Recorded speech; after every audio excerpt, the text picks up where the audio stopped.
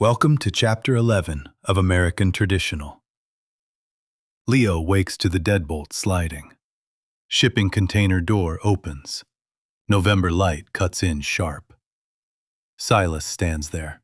No hello, just a white envelope in his hand. Sarah's handwriting on the front. Messy, urgent, slanted like she wrote it angry. He knows what's inside. Rage, betrayal, the cost he forced her to pay. While he's still breathing free air in a metal box behind a tattoo shop. He can't open it, not yet. But the weight doesn't wait. A letter from jail doesn't forgive. It arrives. It presses. It reminds you some debts don't vanish when the cell door closes on someone else. So he walks. Ends up at the Vellum vault. Old man binding broken books.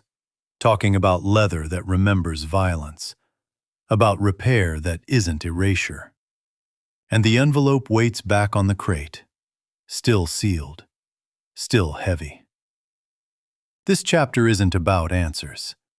It's about the moment before you tear the flap. When you finally have to carry what you broke. Chapter 12 is already live for Patreon members, 1 week early. Link in the description. Let's get into it.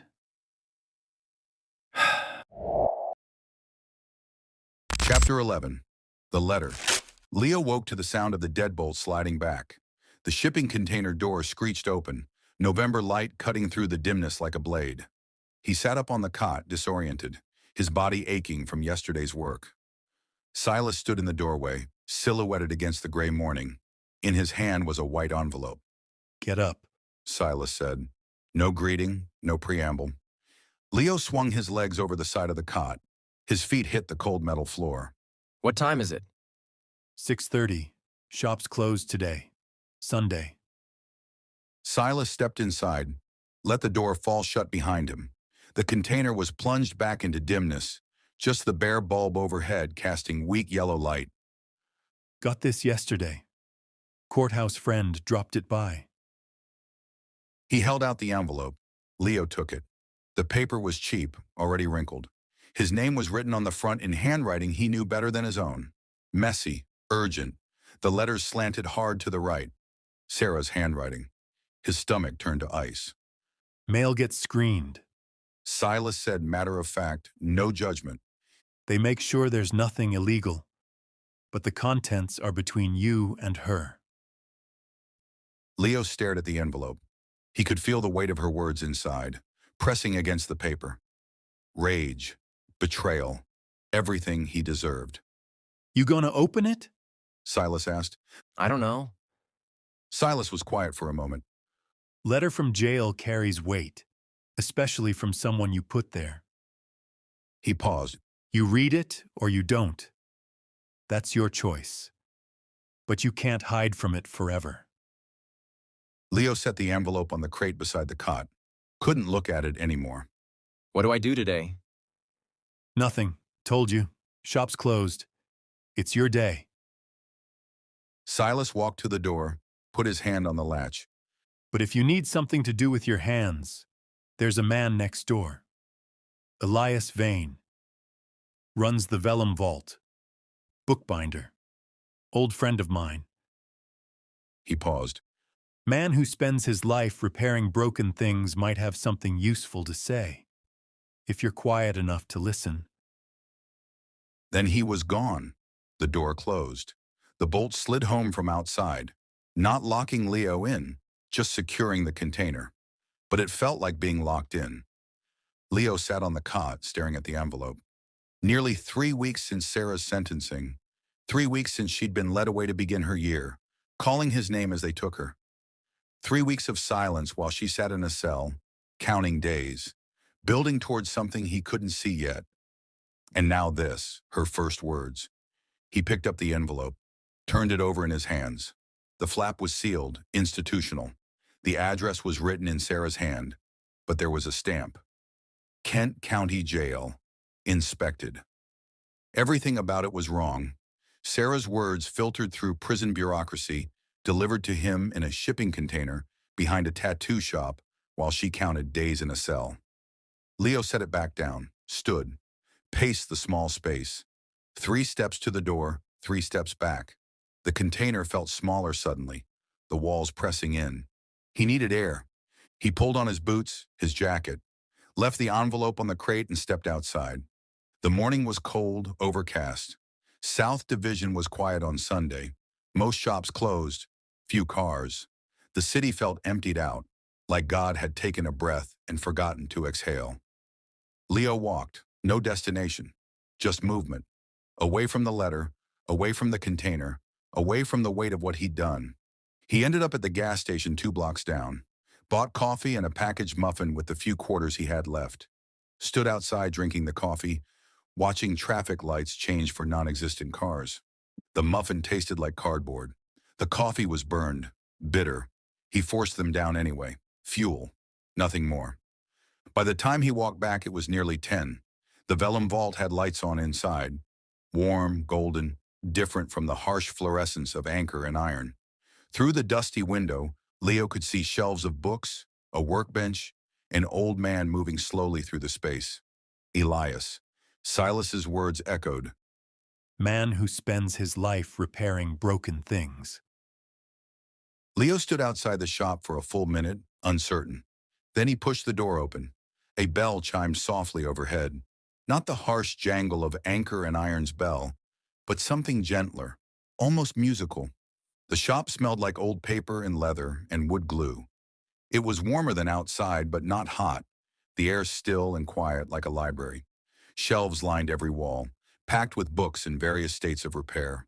Some had new spines, others were waiting their turn, stacked carefully on tables. The old man at the workbench looked up.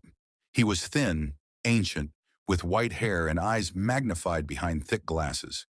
His hands were gnarled, spotted with age, but they moved with precision as he set down the brush he'd been using. Can I help you? His voice was like pages turning, thin, dry, but clear. I'm Leo. I work next door, at Anchor and Iron. Ah, Silas's new apprentice. Elias studied him with those magnified eyes. He mentioned you, said you were learning humility the hard way. Leo didn't know what to say to that. I'm Elias Vane. The old man gestured to the shop around them. This is the Vellum vault. I repair books, restore them, give them more time. He paused. Silas suggested you visit. He said you might have something useful to say. Did he? Elias's lips twitched. Not quite a smile. That's unlike him. Silas isn't usually in the business of sending people my way. He picked up his brush again, turned back to his work. You can stay if you're quiet. Watch if you like, but don't expect wisdom. I'm just an old man with glue and thread. Leo stood there uncertain. Then he moved to a stool near the workbench and sat. Elias was working on a book, old, leather-bound, the spine cracked and separating. He'd removed the cover entirely, was now carefully applying a thin line of hide glue to a strip of new linen, pressing it into place along the old spine. His movements were slow, deliberate, practiced. No wasted motion. Minutes passed in silence. Leo watched the old man work. There was something hypnotic about it. The precision, the patience, the way Elias treated each step as if it mattered. As if this one book, this one repair, was the most important thing in the world. Leather has memory. Elias said finally, not looking up from his work. You force it, it cracks. It remembers the violence forever. You must persuade it. Show it the new shape gently. Work with it, not against it. He smoothed the linen with the heel of his hand, checking the adhesion. A binding is a covenant. He continued. Between the book and its protector, an act of preservation, of kindness. The word hung in the air. kindness. Leo thought about the letter sitting on the crate in the container. Sarah's words, waiting, not kind words. Words full of rage and hurt and betrayal. Words he deserved. Did Silas tell you why I'm here? Leo asked quietly. He said you made mistakes, cost someone you love their freedom. Elias set down the brush, picked up a strip of fresh leather. He said you're trying to become something other than the man who did that. I don't know how. No one does, not at first. Elias dampened the leather slightly with a sponge, began working it with his fingers, stretching it gently. Transformation isn't a decision. It's a process, like this. He held up the leather. You can't force it. You work it slowly, patiently, until it takes the shape you need, until it becomes what it's meant to be. He laid the leather carefully over the repaired spine, smoothing it down. My wife died 20 years ago. Elias said. Cancer. We had 2 sons, bright boys. William wanted to be a writer. Thomas loved engines, could fix anything. His voice didn't change, stayed thin and steady, but Leo heard the weight beneath it. Drunk driver, I-96.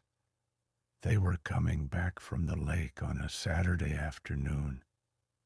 Leo stopped breathing. All 3 of them, Eleanor, William, Thomas, gone. Elias smoothed the leather, his movements unchanged. I had a choice then. Follow them, or stay and continue the work. I chose the work. He was quiet for a moment, his hands still. This shop is all I have left of them. Eleanor's reading chair is still in the corner. William's notebooks are upstairs. Thomas's tools are in the basement. I live up there, can't sleep down here with all the ghosts. But I work here every day, repairing what's broken, giving more time to the stories others have loved. He looked up at Leo finally. His magnified eyes were clear, present. It's a small thing, but it's a kind thing. And in this world, that's not nothing. Leo's throat was tight. He looked down at his hands, young, capable, shaking slightly.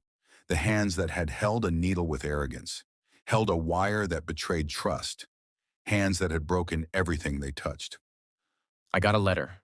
Leo said. From the woman I put in jail. I can't open it. Why not? Because I know what it says, and I deserve it. Probably. Elias turned back to his work. But reading it isn't about what you deserve. It's about what she needs. She sent it for a reason. Your job is to receive it, to carry the weight of her words. That's part of the cost. He picked up a needle and linen thread, began stitching the leather to the spine with tiny, precise stitches. Repair isn't the same as restoration, He said. and neither is resurrection. You can't undo what's been done. You can only work with what remains. Strengthen it, preserve it, give it more time. He pulled the thread tight.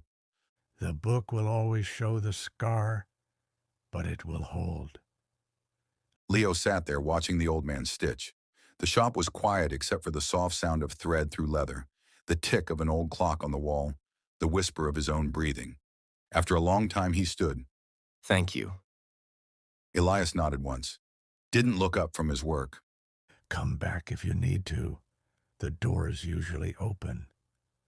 Leo left the shop, the bell chiming softly behind him. He walked back to the shipping container, the morning now fully bright and cold. Inside, the letter still sat on the crate where he'd left it. Leo picked it up, sat on the cot, turned it over in his hands. Repair isn't the same as restoration, and neither is resurrection. He slid his finger under the flap, tore it open, pulled out the single sheet of paper inside. Sarah's handwriting, messy, urgent, taking up the entire page. He began to read. Leo, I don't even know if you'll get this. I don't know where you are. I don't know if you're in jail yourself or if you walked away free while I'm locked in here counting cinder blocks. Day 28. That's where I am. Day 28 of 365. I count forward, not back, because counting down makes me feel like I'm dying, and counting up makes me feel like I'm surviving. That's what I'm doing, surviving. I want to hate you. I should hate you. You let them take me. You had the package, you made the deal with Magnus, you built this whole situation, and I'm the one in orange counting days while you're out there doing whatever you're doing. But here's the thing, and I hate this too, I can't stop thinking about you. Not the version of you that was the king of Grand Rapids, not the Instagram artist with the fancy loft. I keep thinking about the version of you I saw that morning when they came, the terrified version, the one who looked at me like I was everything he'd ever lose. That version of you might have been real. I don't know. I'm too tired to figure it out right now. I read Dad's Bible every night. Genesis, Exodus, all of it. I don't understand half of it. But there's something in there about consequences, about the cost of choices, about how sin has a price and somebody always pays it. I'm paying it, Leo. Me, not you. And that's not fair. But fairness isn't real in here. Real is concrete and steel and counting days and trying not to let anyone see you're afraid because fear is blood in the water. I don't know what I'm supposed to say in this letter. I don't know if I'm supposed to forgive you or curse you or pretend this is all fine. It's not fine. None of this is fine. But you should know I'm still here. Still breathing. Still counting. Day 28, day 29 tomorrow, day 30 after that. I don't know if there's anything left of us when I get out. Maybe there isn't. Maybe we burned it all down that night. But I needed you to know I'm still standing. Don't write back unless you have something real to say. I can't do polite lies. Not in here. Sarah. Leo read it 3 times, then folded it carefully and sat holding it, the paper soft in his hands. She was alive, angry, scared, surviving. Day 28. He did the math. If she was on day 28, that meant it had been just over 3 weeks since her sentencing. The timeline was still blurry. He'd lost track of days in those early weeks after the arrest, everything bleeding together in the fog of withdrawal and shame. But since arriving at Silas's shop, since starting to count alongside her, the days had become more real. But she was counting forward, not waiting to be released, but building toward it. Each day a brick laid, a structure erected from nothing. I'm still standing. Leo stood, pulled on his jacket, walked out to the Mustang and opened the trunk. Inside was the duffel bag with the few things he'd salvaged from his old life. He dug through it until he found what he was looking for. A cheap sketchbook.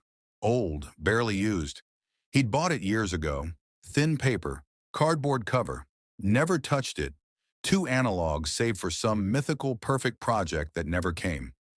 He took it back to the container, sat at the crate that served as his table, found a pencil in his jacket pocket, and he began to draw. Not traditional flash. Not the eagles and anchors Silas wanted him to copy. Just her face, Sarah's face. The way he remembered it, sharp, intelligent, the dark-rimmed glasses, the messy curly black hair, the expression that was half defiance, half vulnerability. His hand shook. The lines were rough, uncertain, but he kept drawing. He'd write her back, eventually, when he had something real to say. But first he needed to remember what he was working toward, who he'd failed, who was counting days while he learned to build needle bars and scrub toilets. Day 28. Leo drew until the light faded. Then he pulled the chain on the bare bulb, lay down on the cot, and closed his eyes. Tomorrow he'd do it again.